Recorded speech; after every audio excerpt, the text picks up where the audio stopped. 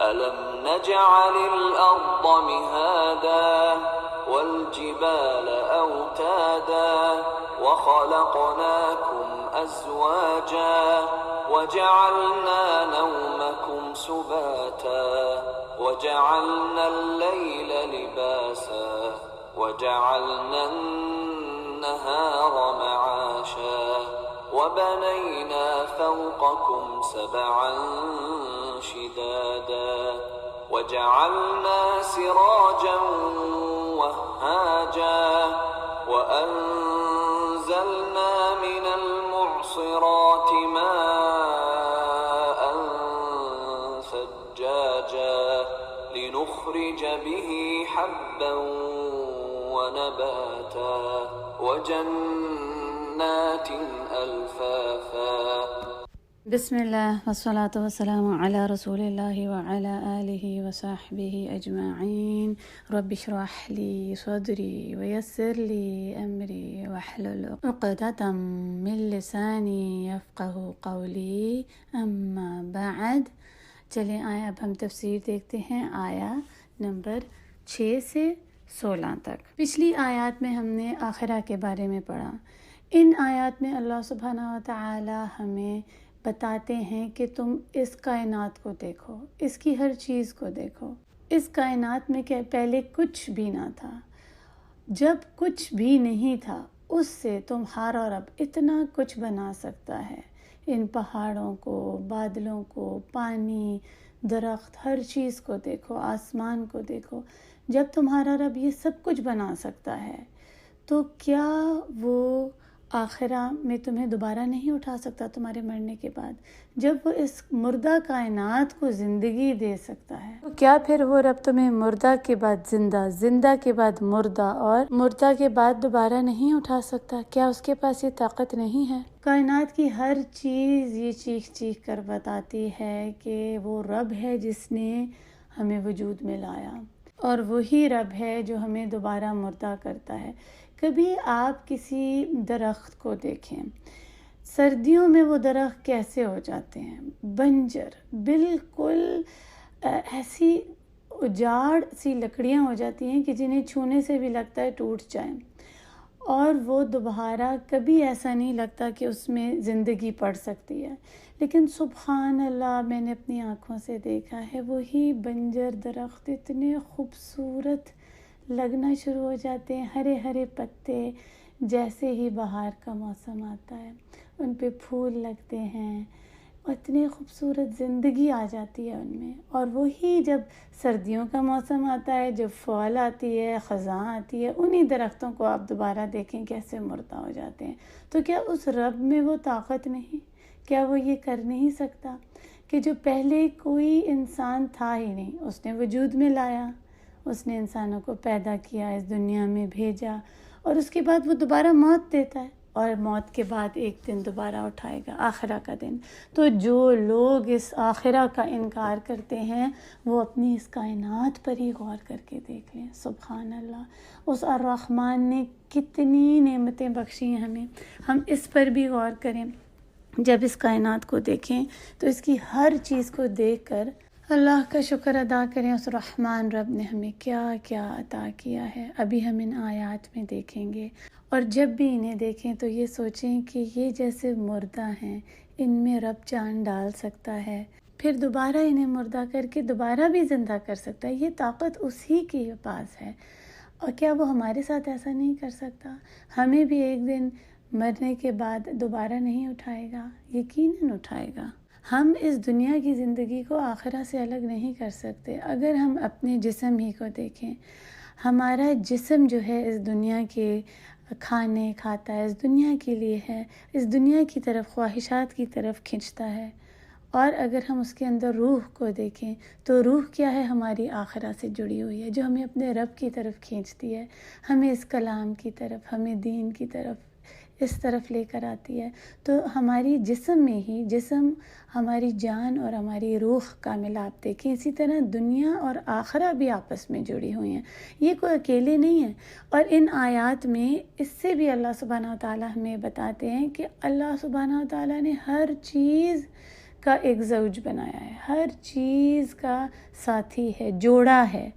صرف اللہ عز و جل کی ذات ہے جو واحد ہے، اللہ کے سوا ہر چیز کے جوڑے ہیں اس دنیا میں۔ ہم اپنے جسم سے ہی شروع کریں تو ہمارے جسم کی روح ہماری اس کا جوڑا، اور اگر ہم اپنے جسم میں ہی دیکھیں ہماری آنکھوں کا، ایک آنکھ تو نہیں، کتنا عجیب لگتا اگر ایک آنکھ ہوتی، سبحان اللہ، ہم سوچ بھی نہیں سکتے کتنا بھیانک سا وہ چہرہ دکھتا۔ اللہ سبحانہ و تعالیٰ نے ہماری آنکھوں میں بھی جوڑے رکھ دیے، ہمارے کان، ہمارے ہاتھ، ہمارے پاؤں، ہمارے جسم کے اندر پھیپڑوں کے بھی، سبحان اللہ کتنے جوڑے ہیں۔ اللہ سبحانہ و تعالیٰ نے ہر چیز کا ایک جوڑا بنایا ہے، اس دنیا کا جوڑا آخرہ۔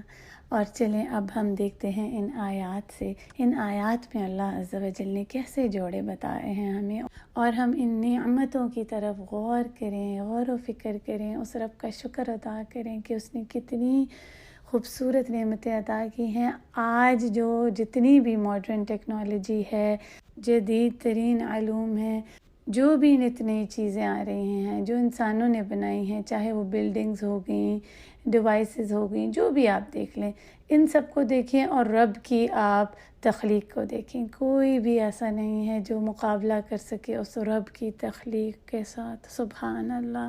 چلیں ان آیتوں کو دیکھتے ہیں۔ آیت نمبر 6 میں اللہ سبحانہ و تعالیٰ فرماتے ہیں أَلَمْ نَجْعَلِ الْأَرْضَ مِهَادًا، کیا نہیں ہم نے بنایا زمین کو مہد؟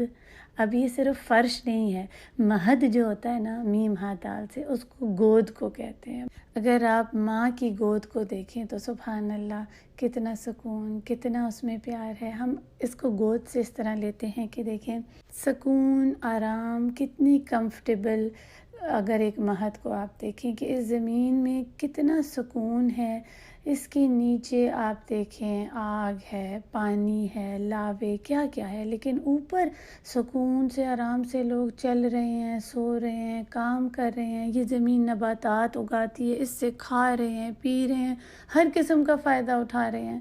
ہمیں پتہ ہی نہیں چلتا کہ اس کے اندر کتنے لاوے ابل رہے ہیں، کیا اس کے اندر ہو رہا ہے، اور اس کے اوپر اتنی بڑی بڑی لوگ تعمیرات کر رہے ہیں، اونچے اونچے عمارتیں بنا رہے ہیں، اور وہ ہلتی ہی نہیں، سبحان اللہ، سکون سے، آرام سے۔ یہ زمین ایک بستر کی طرح ہے، اور سبحان اللہ ہم اپنے بستروں کو دیکھیں، ہمارے کتنے بستر نرم ملائم ہیں، اتنی اچھی نیند آتی ہے، لیکن سبحان اللہ ہمارے بستر کیا اتنے بڑے ہو سکتے ہیں، اتنے کوشادہ کہ ہم ان کے اوپر چل سکیں، بھاگ سکیں، ان کے اوپر نباتات اگا سکیں؟ نہیں، بس جا کر صرف سونا ہی ہے، اتنا سا آرام کا۔ اور اس زمین میں اللہ سبحانہ تعالیٰ نے کتنا سکون، آرام، راحت رکھ دی ہے۔ ان آیات کو آپ سوچیں اور کیا کیا ہے، اور شیئر کریں آپس میں ان باتوں کو، اپنے قرآن کے جو گروپس ہیں ان میں آپس میں اس میں ڈسکس کیا کریں، سوچیں کتنی پیاری اللہ سبحانہ تعالیٰ کی نعمتیں ہیں۔ اور اسی زمین کو اگر دیکھیں، ذرا سا زلزلہ آ جائے کہیں پر تو کیسے ہر چیز الٹ پھلٹ ہو جاتی ہے۔ اللہ سبحانہ تعالیٰ اس وقت بھی دکھاتے ہیں کہ یہ اسی کی قدرت ہے، اسی کے ہاتھ میں ہے سب کچھ، ہم اس کی کسی نعمت کا انکار نہیں کر سکتے۔ اور یہ جو لوگ بڑی بڑی باتیں کرتے ہیں، وہ دیکھیں کہ اللہ کے پاس کتنی بڑی طاقت ہے، اور وہ ہر قسم کی اختلافات جو یوم القیامہ کے دین کے بارے میں ہیں، رب ان سب کو سنتا ہے لیکن فوراً پکڑتا نہیں، سبحان اللہ۔ آگے آیا نمبر 7، وَالْجِبَالَ أَوْتَادًا، اور پہاڑوں کو دیکھو میخوں کی مانند، یعنی جیسے ہم کوئی چیز کچھ ٹھونکتے ہیں تو کیل ٹھونکتے ہیں، اس میں کوئی بھی چیز جوڑنے کے لیے، مضبوطی کے لیے، کسی بھی چیز کی جیسے بیس، فاؤنڈیشن بنانے کے لیے اس کی کیلیں ٹھوکی جاتی ہیں۔ کوئی بھی آپ ایک چھوٹا سا فریم بھی لٹکانا ہو تو ایسے نہیں، کسی کیل سے ٹھونکتے ہیں۔ تو اس طرح دیکھیں یہ جو بڑے بڑے سبحان اللہ خوبصورت پہاڑ ہیں نا، یہ کیل کی طرح گاڑ دیے اللہ سبحانہ تعالیٰ نے۔ پہلے جب زمین بنائی تو وہ ہل رہی تھی، پھر اللہ سبحانہ تعالیٰ نے پہاڑوں کو اس کے اندر گاڑ دیا۔ آج اگر آپ سائنس کو پڑھیں نا، اس کے اوپر ذرا آپ تحقیق ہوئی ہے، آپ اس کو دیکھیے گا کہ پہاڑوں کے نیچے بھی اسی طرح کی ایک شکل، ایک صورت ہے، یعنی کہ ایک نیچے بھی اس کی جڑ ہے۔ سائنسدانوں نے یہ دیکھا ہے کہ ایک نیچے بھی پہاڑ کی طرح کی شکل ہے، بالکل اسی کی۔ صرف یہ اوپر ہی نہیں ہے پہاڑ کی شکل، نیچے بھی ایک اس طرح کے ہیں۔ جیسے کیل بھی صرف اوپر سے نہیں ہوتی، وہ پیچھے تک جاتی ہے، تو سبحان اللہ اس کی جڑیں زمین میں ہیں۔ سبحان اللہ، یہ اتنی خوبصورت آیات ہیں، اور ہم سب انہیں دیکھتے ہیں نا کہ پہاڑوں کا ذکر ہے، زمین کا ذکر ہے، تو پھر ہم ان سے سبق کیا نکالتے ہیں، ہمیں کیا ان سے لیسن ملتا ہے؟ تو 3 سے 4 تو کم از کم ابھی آپ کے ذہن میں آگے ہوں گے۔ سب سے پہلا تو اللہ کی نعمتوں کا شکر ادا کرنا۔ الحمدللہ، ایسی انمول نعمتیں جن کو ہم کسی بھی قیمت کے بغیر استعمال کریں، لیکن یاد رکھیں کہ ہر نعمت کی پوچھ ہے، ایک دن وہ آخرہ کا دن ہے، اور پھر یہی نعمتیں ہمیں آخرہ کی یاد کراتی ہیں، پھر یہی نعمتیں ہمیں بتاتی ہیں کہ وہ رب کتنا طاقتور ہے اور ہم کتنے کمزور ہیں۔ پھر کہاں کی اکڑ، کہاں کا غرور، کہاں کی بڑی بڑی باتیں، بڑے بڑے بول، جو لوگ اپنے آپ کو بڑا بن کر دکھاتے ہیں، وہ یہ دیکھیں کہ ہم کسی قابل نہیں۔ ساری تعریفیں، ساری قابلیت اس رب کی ہے، سبحان اللہ۔ انسان کے ہاتھ میں کچھ بھی نہیں ہے، وہ بہت کمزور ہے۔ اس آیت سے اگر ہم دیکھیں، یہ جو جبال ہے نا، میخیں، اوتادا، تو عربوں میں خیموں کے لیے بھی استعمال کرتے تھے اوتادا۔ جب سفر کرتے تھے تو اپنے خیمے ہر جگہ گاڑ لیتے تھے، تو جب وہ اپنا خیمہ گاڑیں تو دیکھیں کہ سبحان اللہ، یہ جو رب نے اتنے بڑے بڑے پہاڑ بنائے، اس کا ان خیموں سے کیا مقابلہ۔ ہلکی سی ہوا چلتی تو ان کے خیمے اڑ کے گر جاتے، اور یہ بڑے بڑے جبال، پہاڑ طوفانوں کا سامنا کر لیتے، لیکن ویسے ہی کھڑے رہتے ہیں، سبحان اللہ۔ اور یہی پہاڑ جب آخرہ آئے گی تو یہی چلنے لگیں گے، یہی پہاڑ چلنے لگیں گے اور ذرہ ذرہ بن کر ہوا میں اڑ جائیں گے۔ یہ سب ہم سبق ان سے لیں۔ پھر ہم نے ان آیات سے دیکھنا ہے کہ اللہ سبحانہ و تعالی جوڑوں کا ہمیں بتاتے ہیں۔ اب زمین کا جوڑا کیا ہے؟ آسمان۔ لیکن علماء نے کہا کہ یہاں پر زمین کا ایک اور جوڑا بھی بتایا گیا ہے، وہ پہاڑ ہیں، سبحان اللہ۔ زمین کو کہا مہد، گود، جیسے ماں کی گود، نباتات اگاتی ہے، اس سے ہم سکون حاصل کرتے ہیں۔ اور پہاڑوں کو انہوں نے تشبیہ دی مضبوطی کی، ثابت کھڑے رہنے کی، قائم ہونے کی، جیسے قوام بنایا مرد کو۔ اللہ اکبر۔ اگلی آیہ نمبر 8 میں ہم دیکھتے ہیں وَخَلَقْنَاكُمْ أَزْوَاجًا، اور بنائے ہم نے تمہارے لیے جوڑے۔ انسانوں میں بھی اللہ سبحانہ و تعالیٰ نے جوڑے بنائے تاکہ ہم اپنے جوڑے سے محبت، رحمت اور سکون حاصل کر سکیں۔ اللہ سبحانہ و تعالیٰ سورہ الروم آیہ 21 میں فرماتے ہیں وَمِنْ آيَاتِهِ أَنْ خَلَقَ لَكُم مِّنْ أَنفُسِكُمْ أَزْوَاجًا لِتَسْكُنُوا إِلَيْهَا وَجَعَلَ بَيْنَكُم مَّوَدَّةً وَرَحْمَةً إِنَّ فِي ذَلِكَ لَآيَاتٍ لِقَوْمٍ يَتَفَكَّرُونَ۔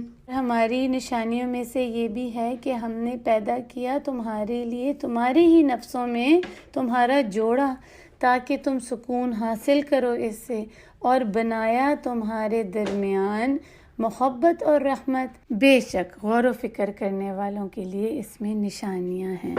سبحان اللہ، یہ بھی اللہ کی کتنی رحمت ہے کہ اللہ سبحانہ و تعالیٰ نے ہمارے ہی اندر ہم جیسے ہی لوگوں کا ہمارا جوڑا بنایا۔ کوئی انسان کا کسی جانور کے ساتھ نہیں بنا دیا، لیکن انسان کا انسان ہی کے ساتھ بنایا تاکہ وہ اس کو سمجھ سکے، اس کو احساس کر سکے، اس کی جو فیلنگز ہیں اس کی وہ کیا محسوس کرتے ہیں اس کو سمجھ سکیں۔ ہمارے دین میں نکاح کو پسند فرمایا ہے۔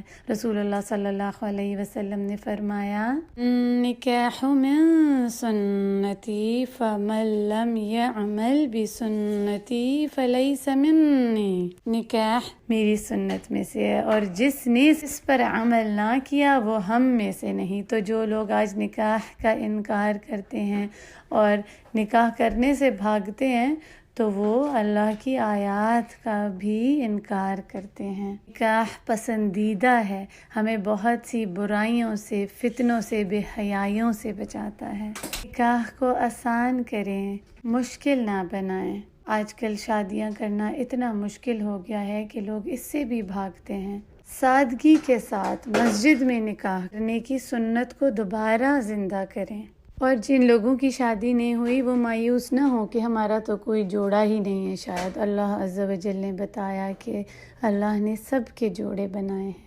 آیا نمبر 9 وَجَعَلْنَا نَوْمَكُمْ سُبَاتًا، اور بنایا ہم نے تمہاری نیند کو آرام کا ذریعہ۔ سبحان اللہ، الرحمن کی یہ رحمت ہے کہ اس نے اپنے بندے کی نیند کا بھی خیال کیا کہ جب وہ تھک جاتا ہے تو اس نیند سے آرام حاصل کر لیتا ہے تاکہ صبح دوبارہ چاق و چوبند ہو کے اپنے کام کرے۔ سباتا جو ہے اس کا مطلب ہوتا ہے کٹ جانا، ہر چیز سے کٹ جانا۔ ہم اپنی نیند میں بھی ہر چیز سے کٹ جاتے ہیں، ہمیں ہوش ہی نہیں ہوتا اپنی دنیا، اپنے آس پاس کی چیزوں سے۔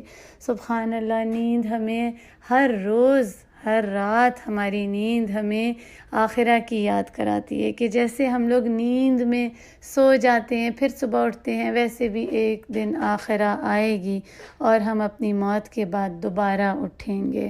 پھر ہمیں یہ بتاتی ہے نیند، یہ سبق دیتی ہے کہ ہم کتنے کمزور ہیں۔ اگر ہم تھک جاتے ہیں تو کتنے بھی کام ہمارے آگے پڑے ہوں، ہمیں ہمت ہی نہیں ہوتی کہ ہم وہ کام کر سکیں۔ جب ہمیں نیند کا غلبہ آ جاتا ہے تو ہم سارے کام ویسے ہی چھوڑ دیتے ہیں، اور ہمارا رب سبحان اللہ، اس کو کوئی نیند نہیں، وہ کتنا طاقتور ہے۔ ہم ہر روز رات کو سونے سے پہلے آیت الکرسی پڑھتے ہیں، اللہ لا الہ الا هو الحی القیوم لا تأخذہ سنۃ ولا نوم۔ اللہ عز و جل وہ جس کے سوا کوئی معبود نہیں، وہی حی ہے، زندہ ہے، اور وہی قائم رہنے والا ہے۔ اسے نہ ہی کوئی نیند آتی ہے نہ ہی کوئی اونگ آتی ہے۔ آیا نمبر 10 وَجَعَلْنَا اللَّيْلَ لِبَاسًا، اور بنایا ہم نے رات کو لباس، پردہ۔ رات کس چیز کا پردہ ہے؟ دن کا، وہ دن کو ڈھانک دیتا ہے۔ اگر کسی کو دوپہر کو تھوڑی دیر کے لیے سستانا ہو، آنکھ لگانی ہو، آرام کرنا ہو، تو اتنی روشنی آتی ہے کہ اکثر لوگ اس چیز کی شکایت کرتے ہیں کہ نیند ہی نہیں آ سکی، اتنے پردے ڈالے کھڑکیوں میں پر روشنی اتنی تھی کہ نیند نہیں آ سکی۔ اللہ عز و جل پوری کائنات کو اس رات سے ڈھک دیتے ہیں، ڈھانک دیتے ہیں، لباس پہنا دیتے ہیں تاکہ میرے بندے سکون سے سو جائیں۔ اللہ اکبر۔ فَبِأَيِّ آلَاءِ رَبِّكُمَا تُكَذِّبَانِ، اور تم اپنے رب کی کون کون سی نعمتوں کو جھٹلاؤ گے؟ تو یہ رات جو ہے نا، اللہ سبحانہ وتعالیٰ نے سونے کے لیے بنائی ہے۔ اب جو لوگ راتوں کو بھی لیٹ تک جاگتے رہتے ہیں، اپنی نیند پوری نہیں کرتے، صبح کو دیکھیں کتنا تھکے ہوئے رہتے ہیں، سارا وقت یہی شکایت کرتے رہتے ہیں کہ رات کو صحیح نیند ہی نہیں پوری کی تو اب کوئی کام ہی نہیں ہو رہا۔ راتوں کو دیر تک جاگنا، کھاتے پیتے رہنا، یہ سنت کے خلاف ہے۔ رسول اللہ صلی اللہ علیہ وسلم عشاء کے بعد زیادہ بات کرنا بھی پسند نہیں فرماتے۔ پھر یہ ہمارے اپنے جسم کے لیے اتنا نقصان دہ ہے، اتنی بیماریاں ہو رہی ہیں، وہ اسی کی وجہ سے کہ ہم نے یہ جو قدرتی نظام ہے اس کو الٹ دیا ہے۔ آج سائنس کہتی ہے کہ ہمارا یہ جو لیور ہے اس کو صحیح طرح سے کام کرنے کے لیے آرام کی ضرورت ہے۔ 10 بجے کے بعد صبح سحری تک وہ سوتا ہے، یعنی کہ دوسرے دن کے لیے تیاری کر رہا ہوتا ہے ہمارا جو لیور ہے، جگر ہے۔ اور اگر اس وقت جو لوگ کھاتے پیتے رہتے ہیں، جاگتے رہتے ہیں، تو انہوں نے اپنے جگر کو وہ وقت ہی نہیں دیا کہ وہ صحیح طرح کام کر سکے، فنکشن کر سکے، اور آہستہ آہستہ کمزور پڑتا جاتے ہیں، ان کے جسم کے اعضاء اور بیماریوں کا شکار ہو جاتے ہیں۔ تو جب اللہ نے رات سونے کے لیے بنائی ہے تو وقت پر سوئیں اور صبح جلدی اٹھیں۔ اگلی آیا نمبر 12، وَجَعَلْنَا النَّهَارَ مَعَاشًا، اور بنایا ہم نے دن کو معاش کے لیے۔ رات بنائی سونے کے لیے اور دن بنایا کام کاج کے لیے، کہ اٹھ کر انسان محنت کرے، رزق کے اپنے تلاش کرے۔ دن کو کام کے لیے بنایا۔ اب جو لوگ دن کو سوتے رہتے ہیں تو وہ بھی الٹا نظام کریں، اب دن اٹھنے کے لیے ہے اور اٹھ کر کام کرنے کے لیے، بہت ساری خیر اور بھلائیاں پھیلانے کے لیے لوگوں کی مدد کرو، اٹھو، دین کو سمجھو، سیکھو، اس پر عمل کرو، نیک کام کرو، خیر کا باعث بناؤ، اپنے لیے بھی خیر اکٹھی کرو اور لوگوں میں بھی خیر پھیلاؤ۔ ہر نیا دن اپنے ساتھ برکتیں اور رحمتیں لے کر آتا ہے، اور یہ سبق دیتا ہے ہر اس شخص کو کہ جو تکلیفوں میں، بیماریوں میں، پریشانیوں میں، مجبوریوں میں گرے ہوئے ہیں، کہ جیسے رات کے بعد دن آتا ہے ویسے ہر مشکل کے بعد آسانی ہے، ہر دکھ اور تکلیف کے بعد خوشی بھی آنے والی ہے۔ ہر نیا دن ایک امید لے کر آتا ہے۔ جو کل ہو گیا، رات گزر گئی، اس کو بھلا دو اور آج نئے دن سے ایک اور نئی شروعات کرو۔ اب ہم یہیں پر اپنی تفسیر کو روکتے ہیں، اور انشاءاللہ تعالی اگلے لیسن میں ہم اپنی 12 سے 16 آیات کو دیکھیں گے۔ آپ ان آیات کے اوپر غور و فکر کریں۔ یہ آیات بہت زیادہ خوبصورت اور بہت ہی زیادہ وقت لینے والی ہے۔ ایک ایک آیت کے اوپر بہت گھنٹوں بھی ہم لگا دیں تو کم ہے۔ آپ خود اس کو غور و فکر کریں، اس کے اوپر سوچیں، اللہ سبحانہ و تعالیٰ کی تخلیق پر غور کریں، باہر جائیں، سفر کریں اور اس کی ان نعمتوں کو دیکھ کر رب کو پہچانیں۔ وآخر دعوانا ان الحمد للہ رب العالمین۔